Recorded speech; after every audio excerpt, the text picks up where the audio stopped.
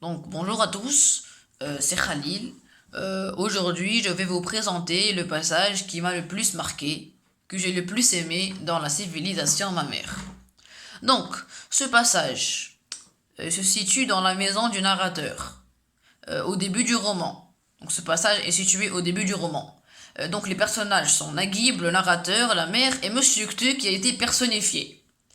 C'est le passage où la mère découvre l'existence de la radio, sous une autre forme. Donc, ses enfants lui disent que, en fait, la radio est animée par magie et que dans cette boîte, dans cette radio, il y a un génie qui se nomme Monsieur Cteux. Donc maintenant, on va passer à la lecture du passage. Donc pour ceux qui veulent suivre la lecture, c'est la page 31 de la ligne 29 jusqu'à la fin de la page 32. Donc, ma mère a considéré Naguib, et il a levé les bras au ciel. Puis elle a considéré le meuble, longuement, a tourné tout autour, les mains dans le dos, a tapoté le cadran, tourné les boutons. Et comme le meuble ne réagissait pas, elle s'est arrêtée et m'a dit: Qu'est-ce que c'est, cette chose?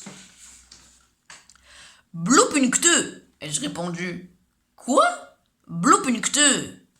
Elle s'est mise tout de suite en colère, comme si le feu couvait depuis longtemps en elle.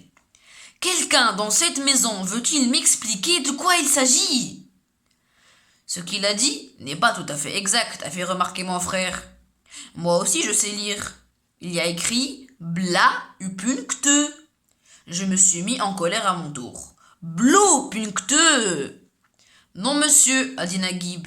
B-L-A, Bla upunkte. C'est comme ça, mon petit.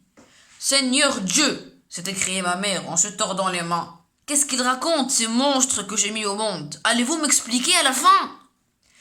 C'est la radio, répondit Naguib. La radio, quoi?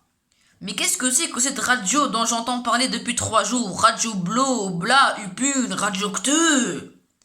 Les yeux dans les yeux, Naguib et moi nous sommes regardés en frères, et nous avons répondu d'une seule et même voix. C'est une boîte qui parle. Qui parle? Une boîte qui parle?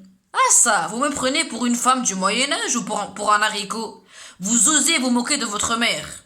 Attendez un peu que je défasse ma ceinture. Et lui en soit, a dit Naguib. Il ne ferait pas de mal à un ver de terre. Prends plutôt une de ces planches. Et tape si tu ne comprends pas. Donc voilà, j'ai fini la lecture du passage. Donc ce passage, pourquoi ce passage? Pourquoi j'ai aimé ce passage? Donc, j'ai choisi et j'ai aimé ce passage, car j'ai adoré la façon des enfants d'expliquer à leur mère ignorante l'existence de la radio. C'est un passage très humoristique, très humoristique.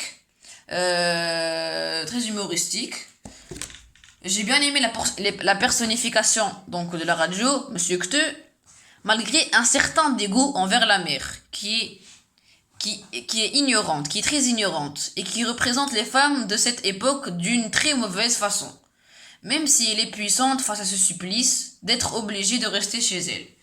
C'est un passage qui m'a fait rire et en même temps qui m'a très marqué.